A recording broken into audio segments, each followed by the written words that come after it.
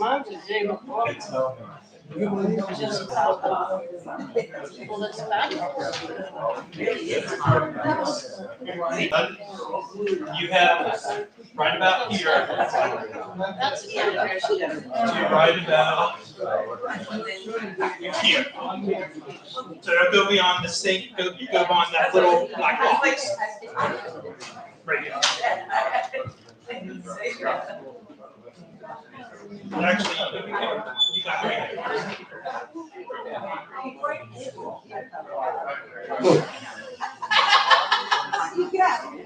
yeah, there's no con. It's like, Jenny, we're leaving at 2. All right, here's the deal. I can either go immediately or I can go late afternoon. You know.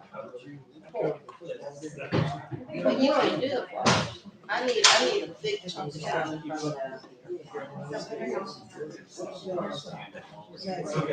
No. Let's go right after lunch. So you have what you need. Get in front of the computer. Until I'm done. I done told you already. And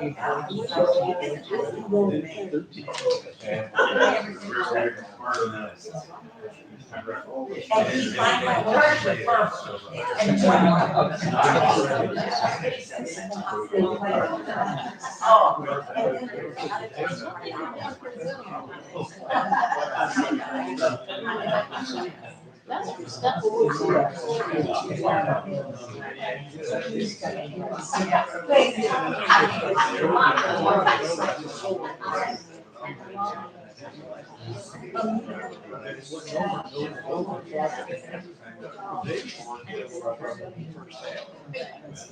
Oh, yeah.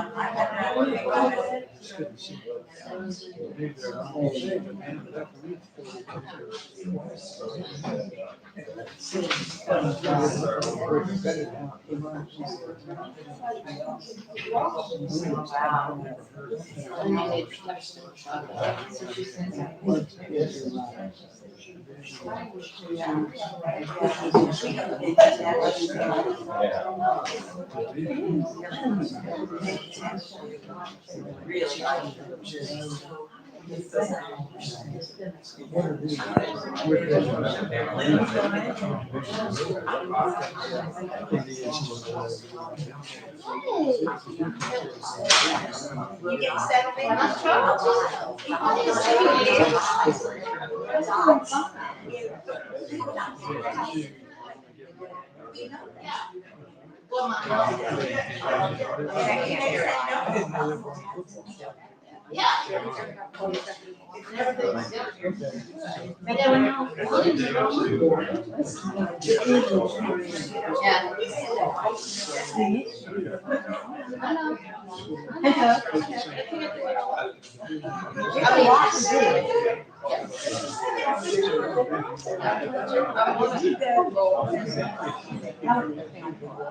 was gonna do that. Life is beautiful. Yeah. Yes.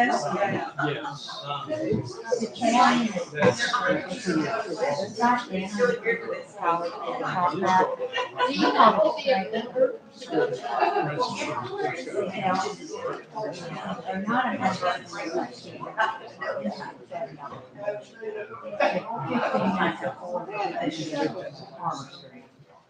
And there's 15 minutes before. But does the group meet? Hey, I want to welcome you all to the second Sunday with our wonderful friend and church member, Doug Ottati, who is talking to us about politics and theology. And we're delighted to have him this Sunday and next Sunday. So, you're welcome.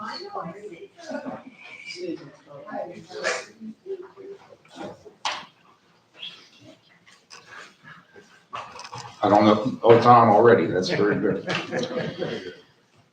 So we're in our second session today, and if you have that sheet in front of you, it just tells you what we're up to here. 3 sessions on faith and politics. The first thing that I did with the word politics is just expand it. so that it has a kind of classical significance of life in the polis, the city or the state before God. And that's just out of the old Greek.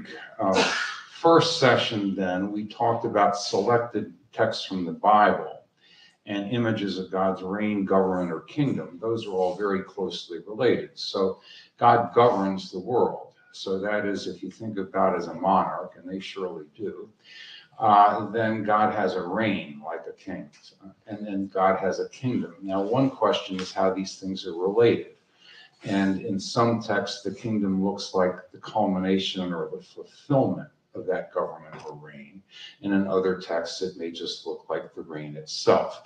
But in any case, those are closely related terms. So what you've got is a religion on your hands here that's got one God that more or less rules the whole shebang, however you want to put that. Cosmos, universe, something, but the whole thing. And so it's going to be the case later on, for example, that a number of Puritans are going to think, well, there's lots of planets out there and we're only one, but God rules the whole thing. So they'll expand it when they have knowledge of other sorts of things in a cosmos or in a universe, and that's an unusual move to make.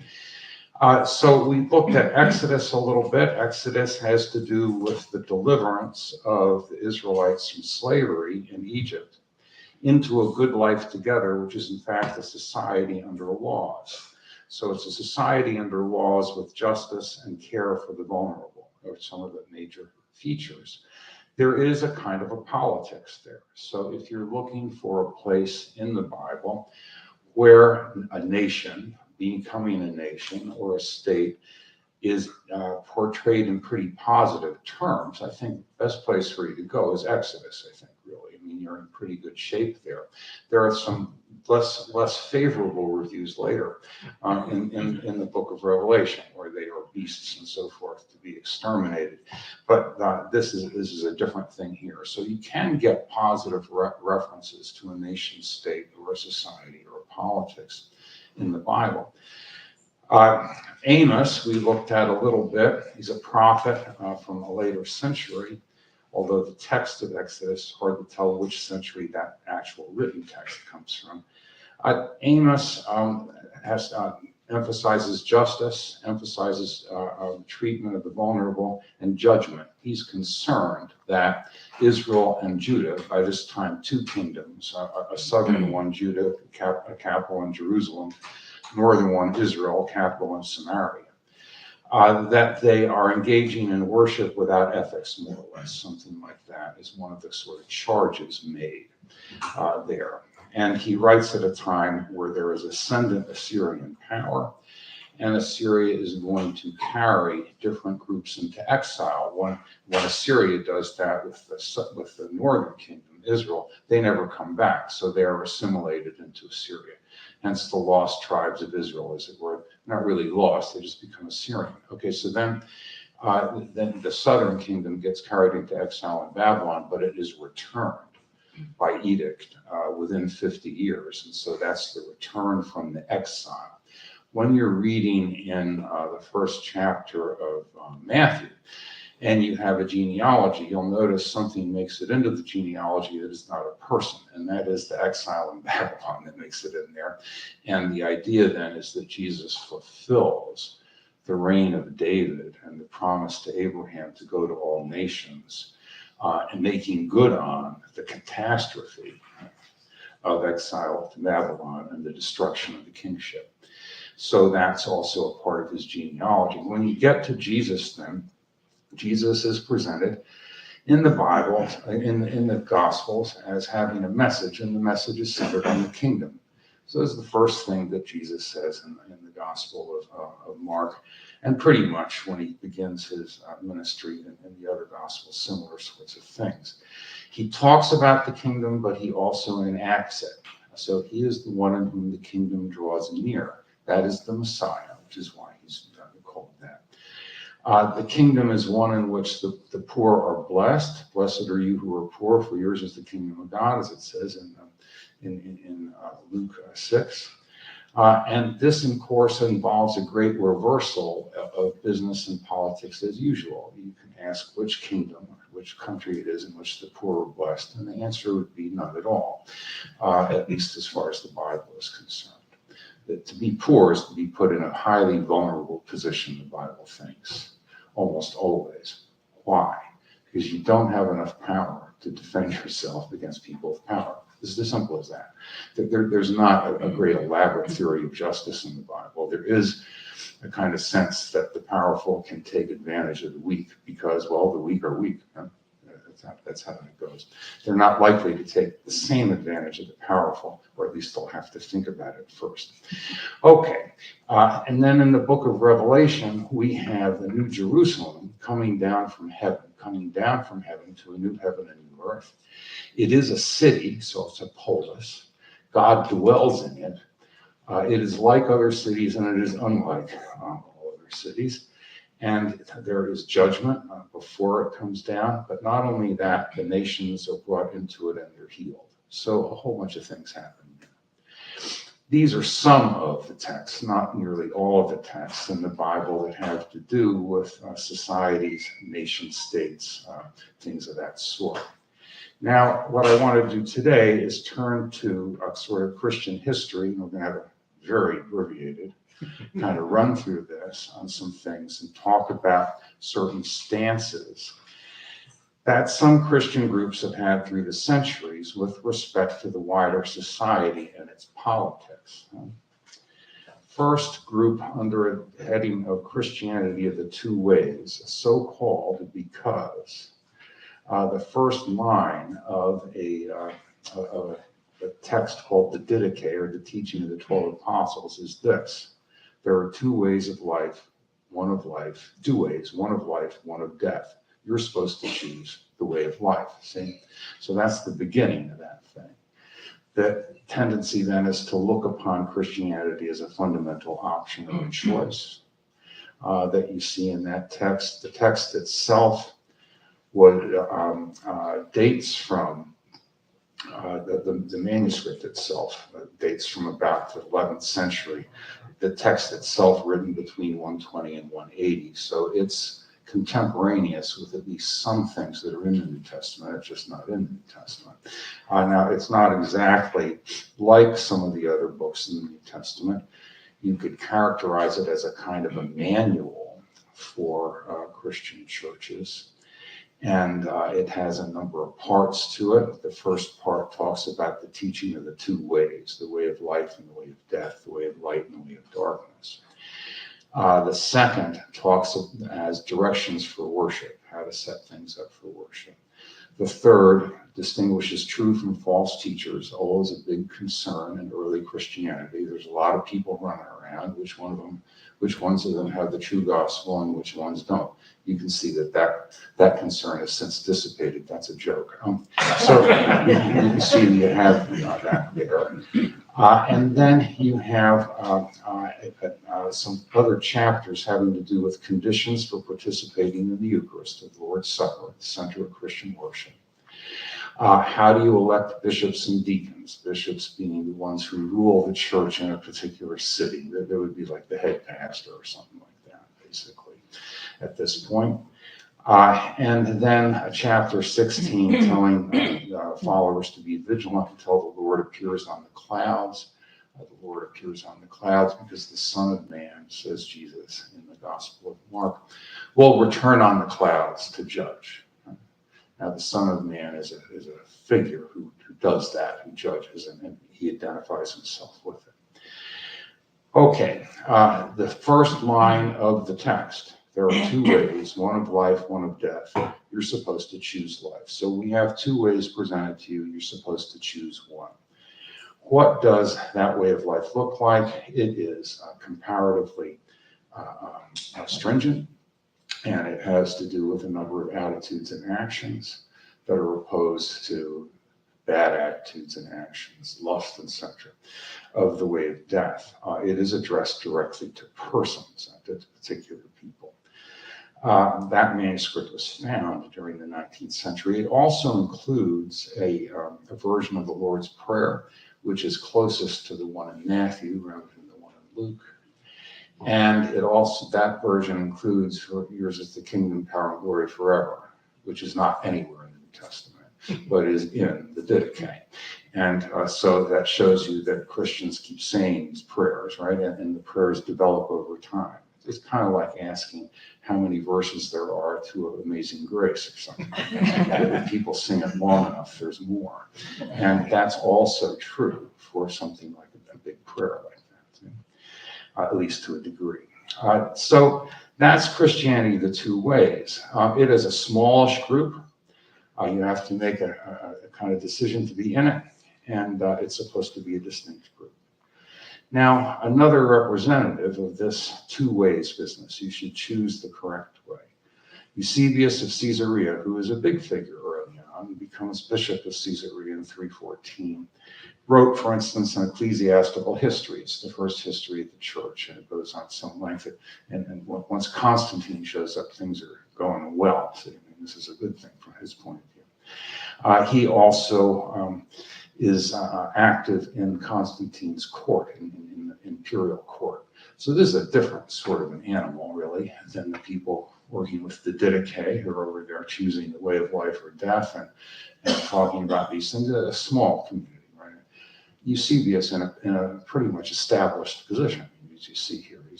He prays with presidents or something like that. It was one of those where he's not a house church.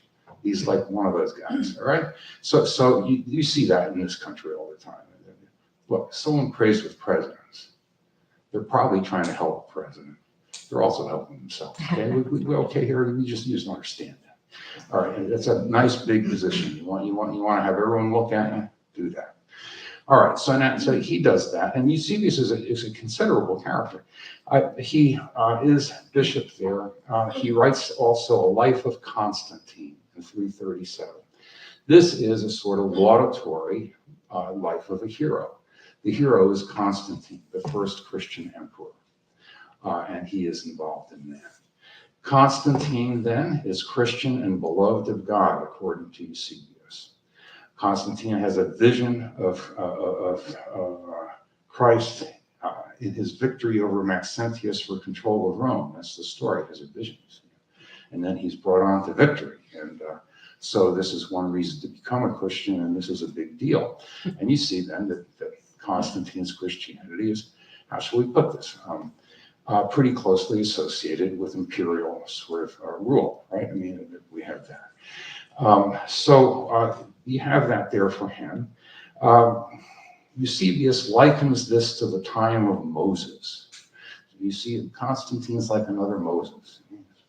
He's going to bring about something really good and a movement really good. So he doesn't say that Moses was a founding father of Rome, but he does say that Constantine's like a Moses. That last part is left to contemporary American Christians to make up, right? I mean, that's another matter.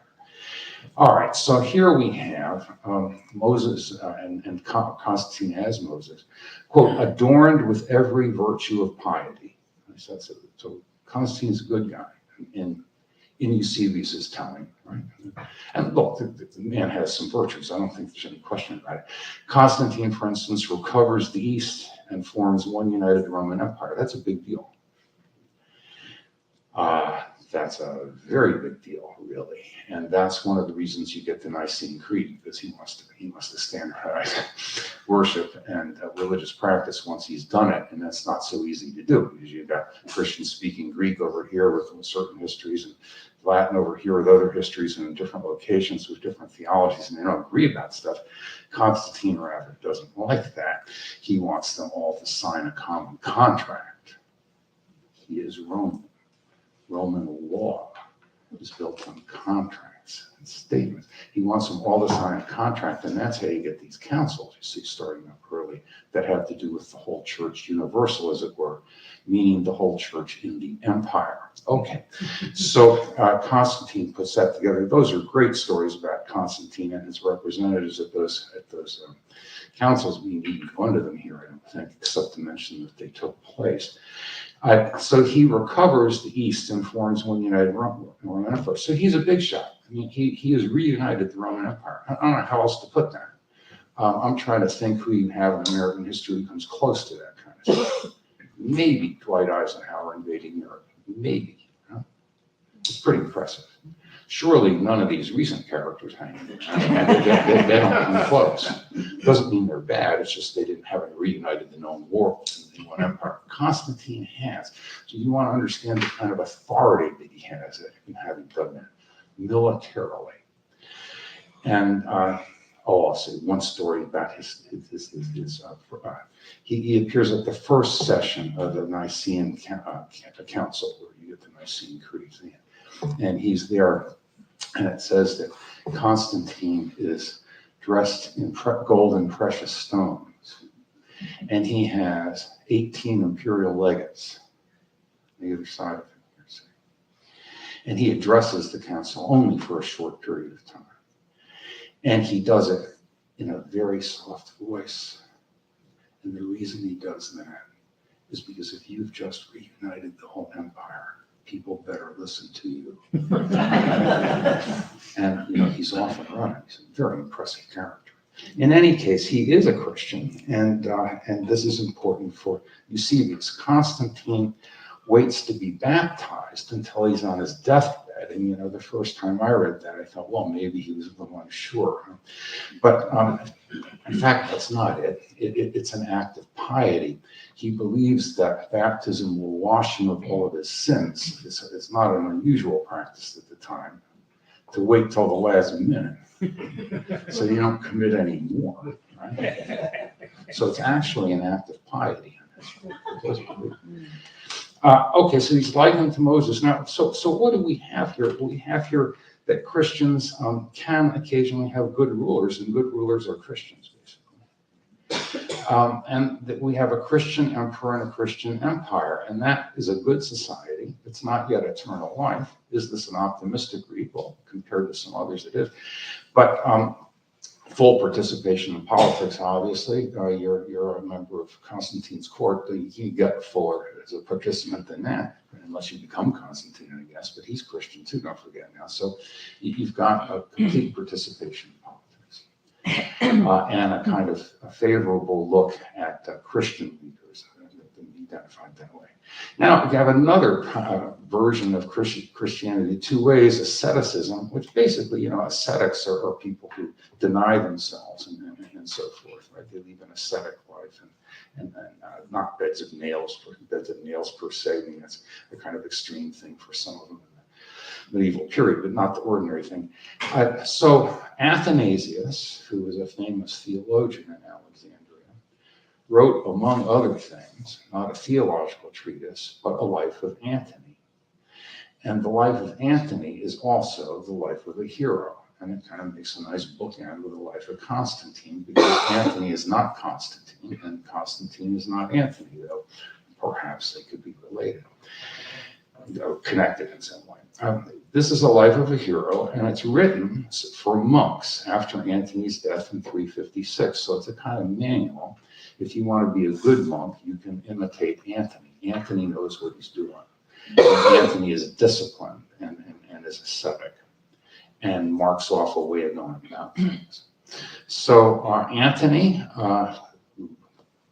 is a person of some means anyway, gives up all that and then lives in isolation from his village, away out on the edge of not near it. That's not like an isolation from Davidson. I know you can get to the country right here, but we're talking something different here in northern Egypt at the time, so it's pretty remote.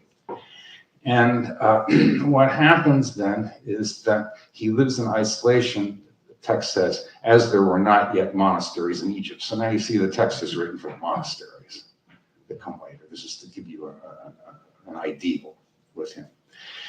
The devil tempts Antony in a lot of ways. In the form of a woman, that would be a classic. A black boy, perhaps not a classic. And then other sorts of things. But Antony resists all of these temptations and returns to the tombs, which is where he lives in isolation from the village. After 20 years of ascetic life, not venturing out and only occasionally seeing anyone, the text says his body is healthy, he's in good shape, he's not emaciated, and his soul is pure. So God has treated him well because he's made a fundamental decision and option to be pure and not to be involved in this other stuff and to meditate and all that kind of stuff. His advice to monks, it's written right in there, is to keep the discipline. Keep the discipline. A monk is supposed to keep the discipline and lead a certain sort of a life. So that's Anthony, according to Athanasius. Now, we want to say some things about village life in northern Egypt at the time. It's not very prosperous. It's terrible. So you've got people leaving these villages, right? Farmers, etc., leaving. In fact, there's a whole word for it that's going to double for the farmers and for some of the ascetics in Greek, anachoresis, meaning that you retreat or you flee. You go somewhere else. Now that will be interpreted by the monks to mean that you leave these things behind so that things don't get in the way of your spiritual relation to God. Like what? Like family, like economic worries, like drudgery, like that. Okay. So you've got a number of people leaving these towns. It's, you know, it is unusual, but it's not, I think, I shouldn't be terribly surprised. I mean, you see other things like that in more recent histories, right? I mean, whole migrations of African Americans from the South to Chicago, up and Memphis, up the Mississippi River. Why? Now, different reasons at different points, but some of them economic. And then, well, I suppose some current small towns in America, if you go there, they're not a lot shaken. It means that someone left. Now, not quite the same way as this, but we see things like it. In any case, what happens then is that you have other people doing that for religious reasons. And so we have the sayings of the Desert Fathers. These sayings are collections of sayings from hermits of the Egyptian desert, which began to circulate in the late 4th and mid-5th centuries. They're relatively contemporary with the life of Anthony that we just talked about. And they express a kind of Egyptian monastic spirituality. We have things like, this is the life of a monk: work, obedience, meditation, not to judge others, not to speak evil, not to murmur, not to go in with the unrighteous, not to see evil, not to fill the belly. There's a lot of knots there, and you want to see that it's a certain way of going about things. It is also to live in isolation from the wider society, which is full of temptation and difficulties and is not good, right? So we have a number of other things. Here's a saying. Father Anthony said, fish die if, I should say, they are long out of water. So monks who dally long outside their cell or with men of the world lose their solitude. This is not a good thing to do. It's like being a fish out of water. You're going to die. You're not going to be a monk. You need to get back to that cell,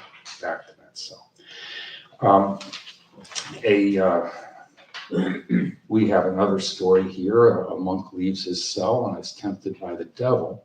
The devil takes the form of an Abba, that is, a father, a director, a spiritual director. And the Abba tells him to worship with others in a monastery nearby. So he goes to the monastery to worship there, a more communal environment. But the other monks don't see the Abba. Where is he? It occurs to the monk that this is the devil who has appeared as an Abba to tempt him out of his cell to go to a monastery with other people. He goes back to his cell. There are other stories here. I'll read you one here. There once came to Abba Sosius, the Theobad, a man who wanted to become a monk. And the old man asked him, have you any ties to the world? And he said, I have a son. And the old man said to him, go and throw him in the river, and then you would be a monk.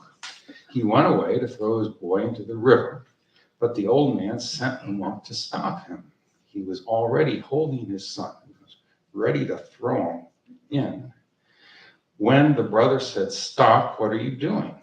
And he said, the Abba told me to throw him in. And the brother said, now the Abba says, do not throw him in. So he left his son and came to the old man and became a monk of high worth, tested through obedience. Now, I'll just point out something about this story. It has a number of features that may not be your brand of Christianity per se. But he's got a son that he can throw in the river. So look, I've got a son who's 30, I couldn't throw him anywhere. He's bigger than me. So we're talking a son of catapult size, and a throwing size, basketball size. And so what happens? Eventually, he doesn't throw him in because of the wise out, but he puts the son down, and he goes away. What's strange about this story? He left the basketball-sized kid at the river. Now that's very interesting, and it does show a kind of critical regard for life in the villages. What's the easiest way to get hooked into village life and its economy in northern Egypt? Have a family, buddy. That's how you do it. That's how you do it in almost any environment like that. Then now you've got responsibilities and relationships. You're stuck. So if you want to get unstuck, this is one way. It's not the only way. It's one way to understand some ancient insistences on celibacy as something that helps you concentrate on something, be a good philosopher, be this, be that. You eliminate certain distractions, see? And that, in fact, is how the monastic movement will understand the term anachoresis. There is a denial of things to eliminate distractions so that you can spiritually concentrate on your relationship with God. Okay.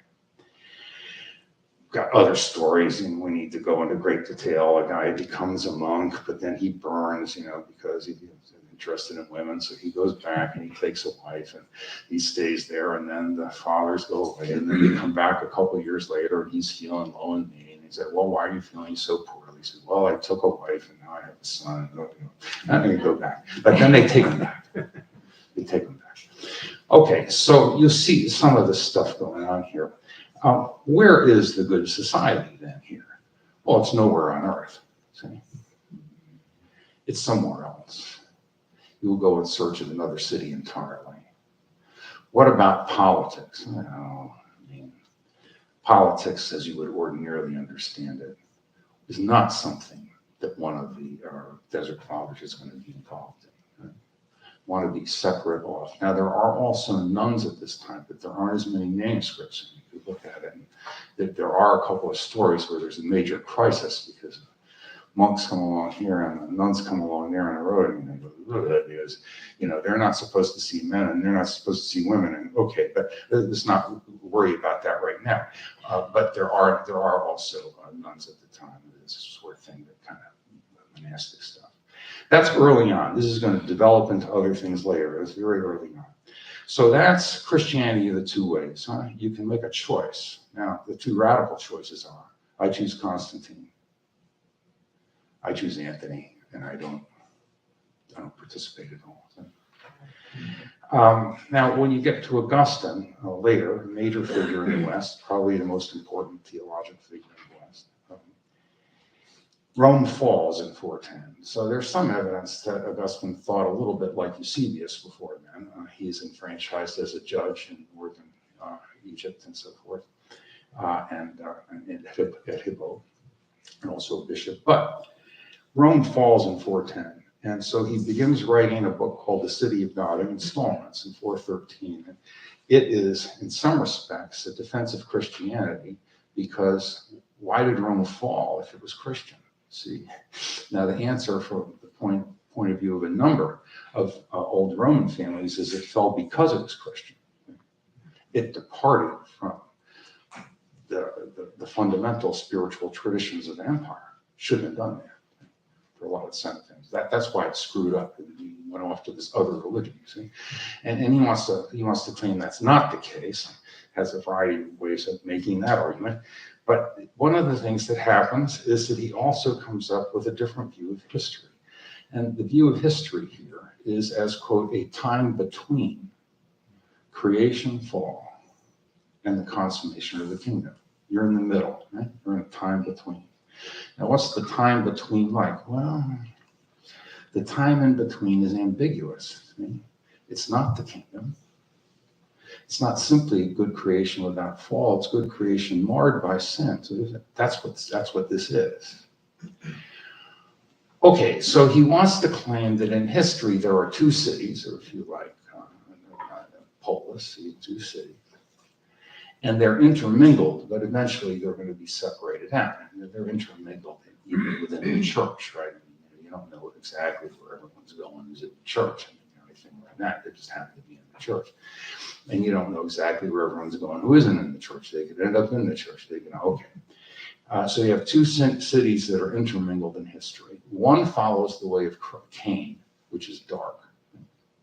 And the other follows Abel, which is light. But they don't make a simple choice, because what happens is that in each city you belong to one according to your dominant devotion or love. And Augustine thinks that who you are is in large part a matter of what you love, but you don't get to choose your own loves. Your loves more or less befall you. They are deeper than reason. As I try and explain to if you were a bunch of undergraduates, so I'd start telling you about my life in high school at the Dairy Queen, and who was fond of whom, and did they sit down and write lists of all the reasons to like Mary Ann or something like that? Because the answer to that is no, and they didn't. They just kind of did, And then you can ask about people getting married, and except for some highly creative things on Netflix, people don't make lists, I don't think, of all the qualities and demerits of the person they're about to marry. That might take too long.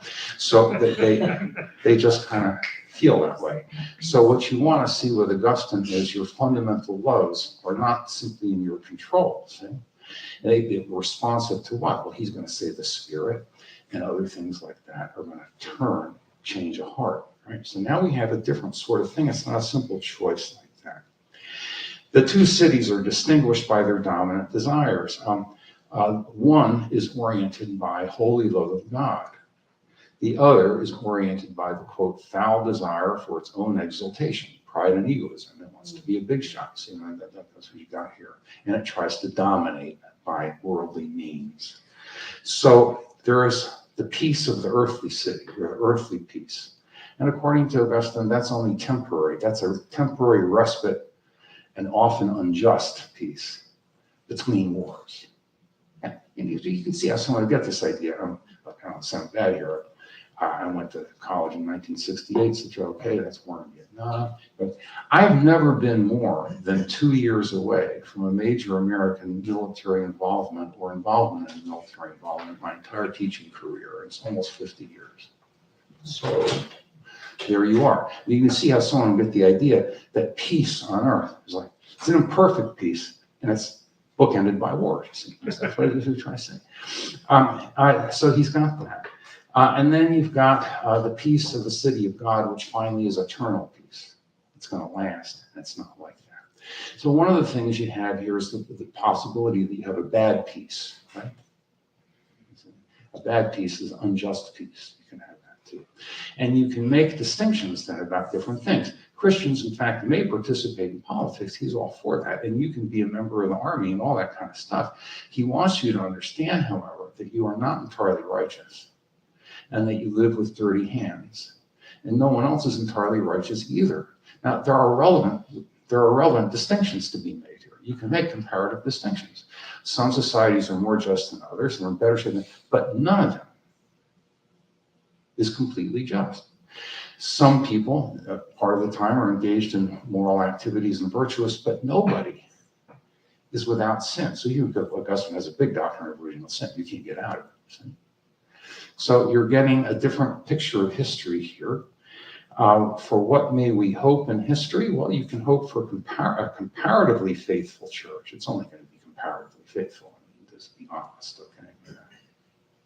I would tell a lot of my students for a long time that if they have this idea that the church is morally perfect and perfect, I have a practicum that I can take them to look at. And I usually say that take them to my own church and see if they see that church there.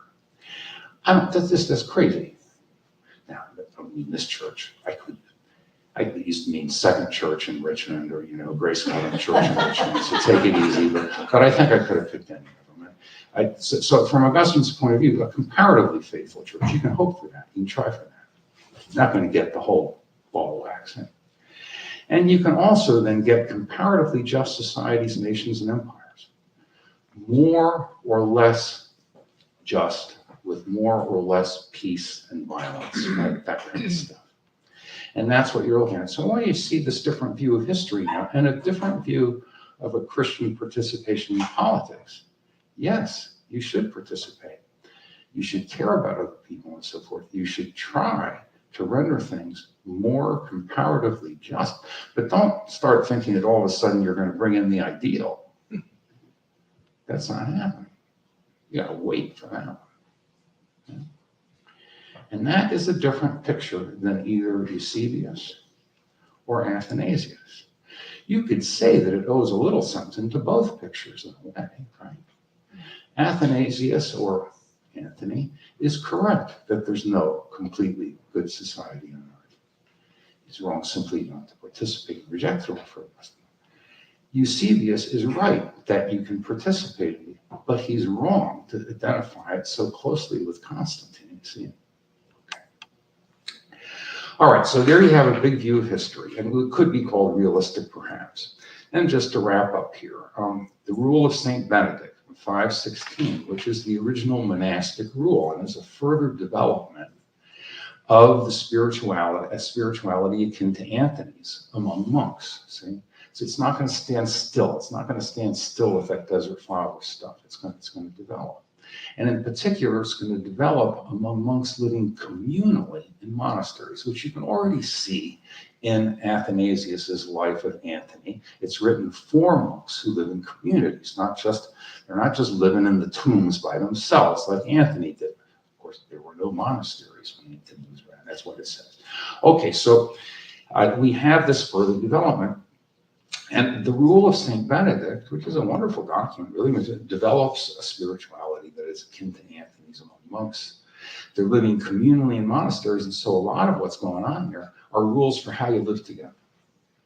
What do you do? What are your responsibilities? What do you work at? What's your labor? What do you do this? When do you pray? How do you do all this sort of stuff? See?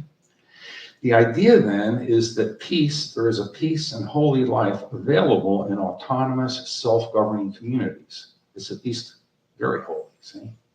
But these autonomous, self-governing communities are, in a sense, separate from the world. Right? They are enclosed, right? Where people are committed to a certain, but they are living that life together, and that is true.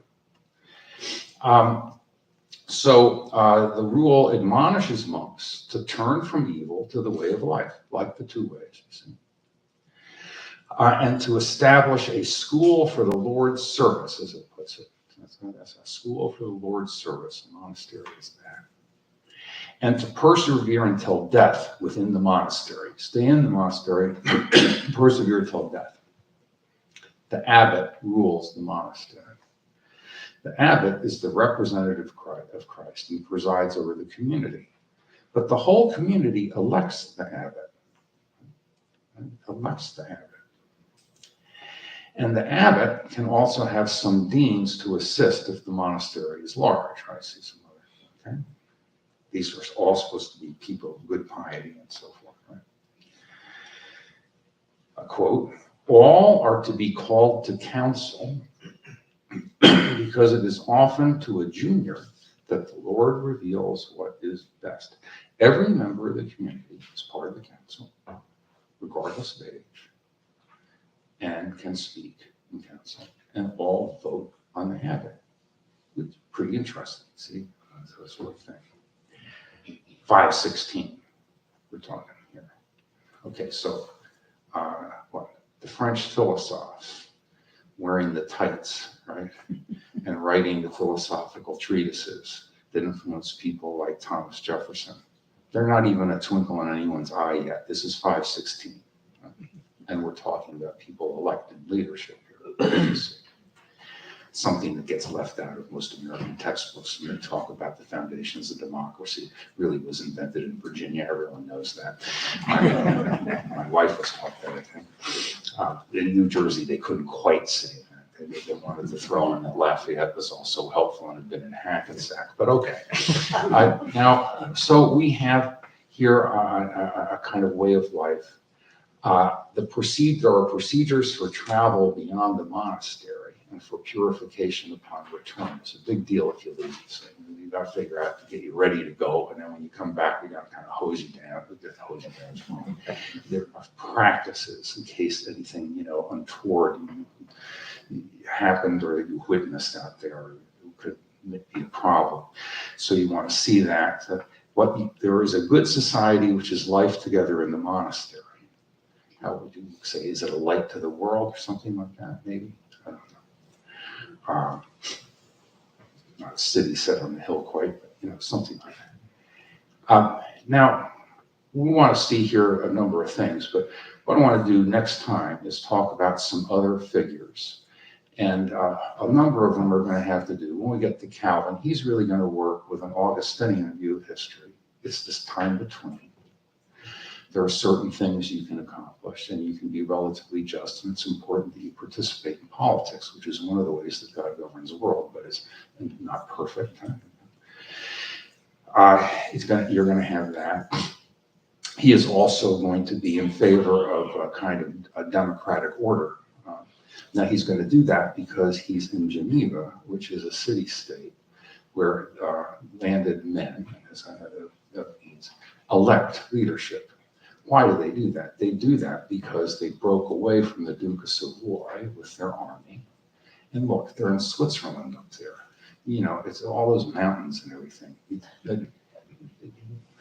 It's really hard to go up there and discipline them, with the whole army. How you plan on getting there? So it's a real problem. So they're successful. A lot of these Swiss cantons are successful at being comparatively independent because they're remote and difficult environment. And they also have emerging mercantile classes and middle classes who are tired of all this hierarchy, medieval hierarchy, where you pay tribute to this. They want to run an economy. They begin to be more literate because they have to be able to keep books and stuff like that. In Geneva, bookbinding and winemaking are two of the big things there, and they're capital intensive. People invest, etc. like that. But in any case, that's his environment. And we will see him be in favor of checks and balances and a kind of Republican or democratic form of government where you vote, etc. We'll see that in the way he positions that. What I'd like to point out to you, though, just before we get there, and we'll do it a little bit next time too, is, there's some other antecedent characters. Joachim of Fiore searches for the perfect form of monastic life, and he gets going on this. But once he gets going on it, that the perfect monastic life has women and men in it, and then they're in different places in the monastery. So over here there's the men who are not married, and they're doing this, and they study. Somewhere over here, there's families. They live here, and then they all have appointed things to do in this monastery or estate. And he thinks that might be the perfect way to go about it. It's pretty abstract, but he's got these sort of things. And then you have people like Savonarola, who gets killed and is involved in political reforms in Florence, right? But he also is a monk, and what he wants to talk, the political reforms are influenced by monastic communities that vote. That's the kind of way they think of it. Now, they fail very often. In any case, the idea that you could have a city with people who vote that is a coherent thing, right, is in part related to monasticism. It's in part related to longer Greek ideas of a polis, etc. like that, all these different things. But nobody really thinks that Geneva is an empire, right? I mean, it's just silly. They can't even get along with Bern, and Bern is stronger than they are. So what empire? There's no empire. So when you're reading someone like Martin Luther, who comes about in Germany with princes and so forth, he's a generation before Calvin, but his circumstance is very different. He's not in a city-state like Geneva where people vote, you see. And when he talks about government, he's talking about princes and what you do with princes and peasants and stuff like that. When Calvin talks about government, he's talking about what happens in this thing, this polis that has these possibilities. And so Calvin's writings on politics are, much more easily relatable to the sort of things you and I engage in, to some extent than Luther. I'm not saying it's simply a matter of circumstance. Luther has certain ideas, but it's hard to charge it all to his account that he is dealing with, princes in Bavaria and everything like that. And Calvin is not dealing with those. There. See you later. He's got a town council. So that's what we'll talk about next time. We'll begin to see some other things, but for this time, just some different views of the larger society and whether or not you participate in it and whether or not it can be good, which directly relate to whether or not you even participate in politics. We will next time also show that for Calvin and for Puritans, this idea of politics has to do with all aspects of your life, your different callings and vocations, your job, what you do in family, all these things have to do with life in a polis.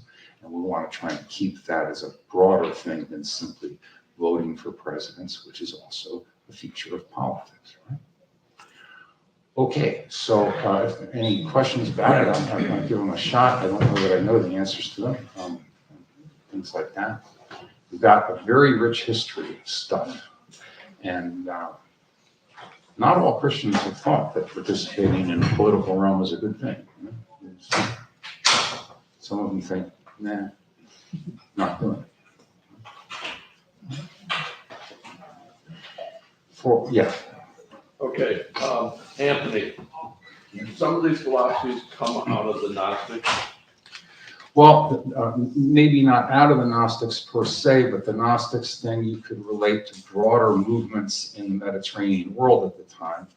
Most of those movements tend to be so-called dualist. That is, there's a spirit and there's matter, and spirit is where the action is, and matter is what spirit is trapped in, right? So what you want to do is you want to get out of matter, material realm, body, toward the realm of the spirit, which is a kind of metaphysical still life, which is a good thing because life in the body is not a still life. Hence, my body, not yours, it deteriorates over time, and there you are, and all this. But if you get the life of pure spirit, well, you see,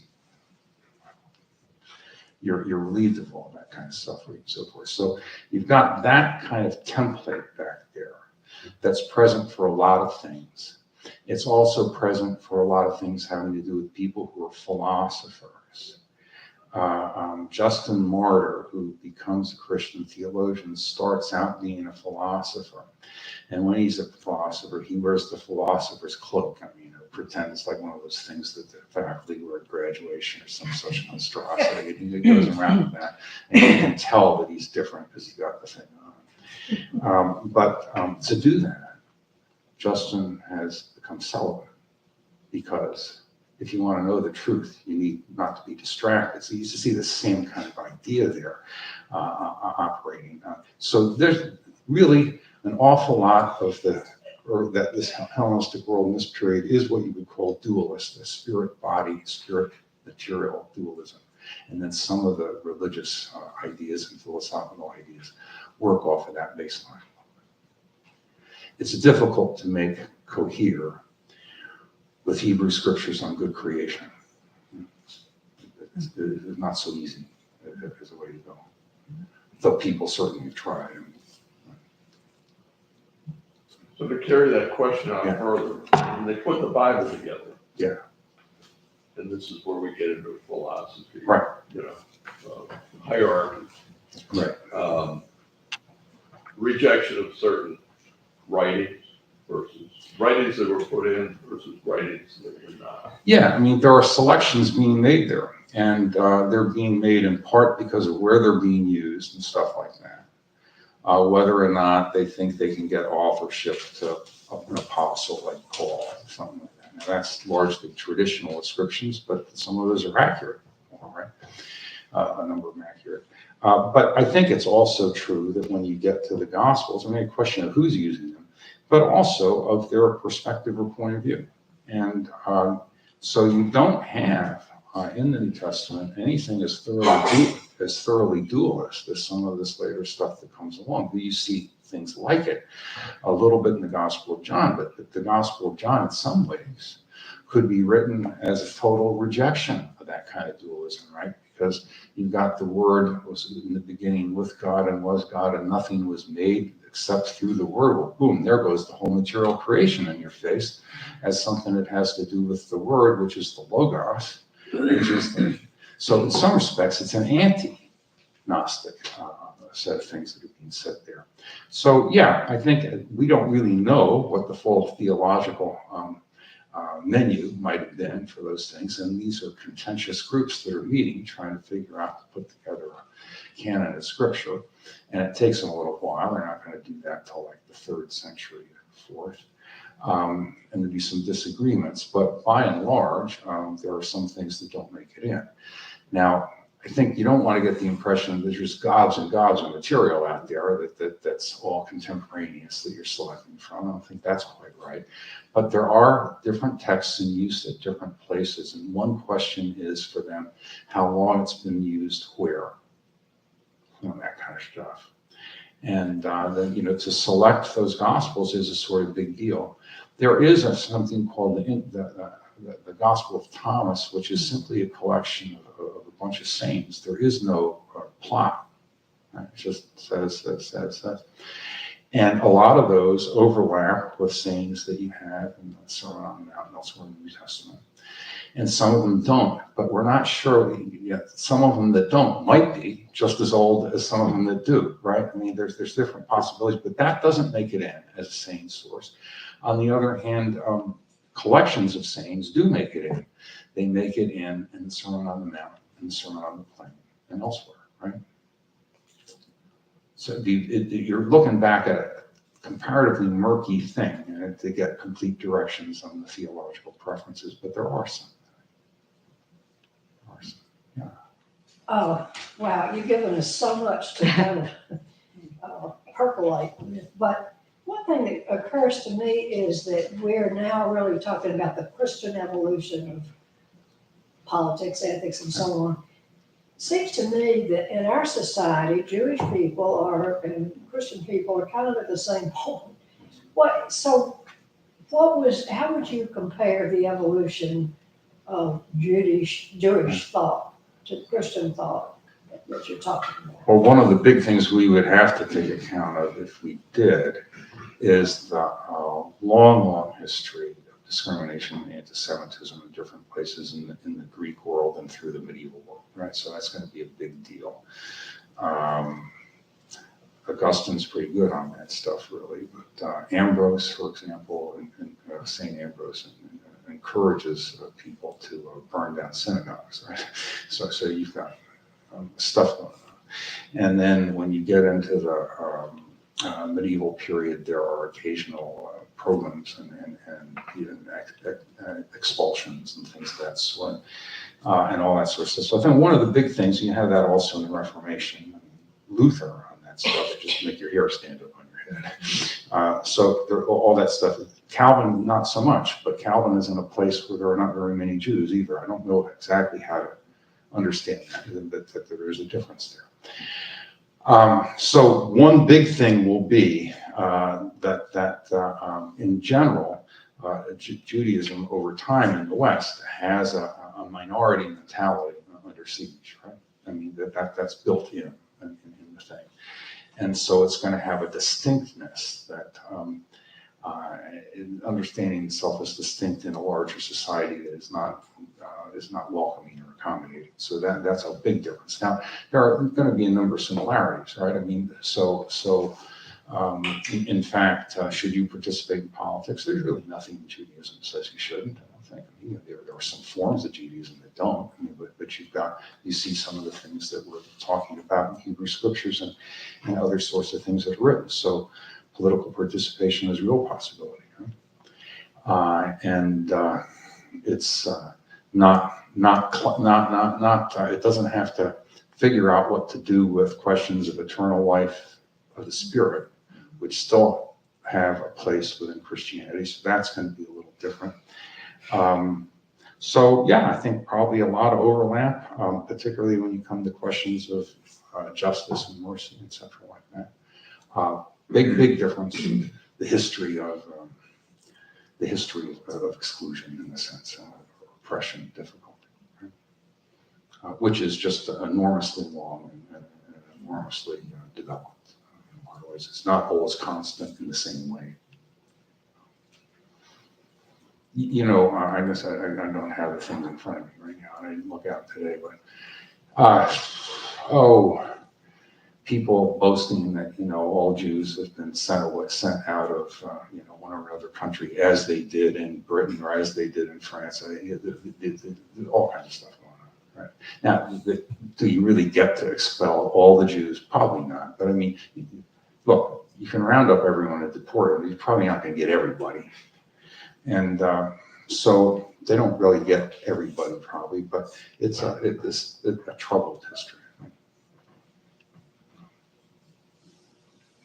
Okay, all right, thanks. Next time we go closer to the modern period, and I promise to get at least to something more or less contemporary, where you've got callings and vocations and democratic forms and what's up. Okay.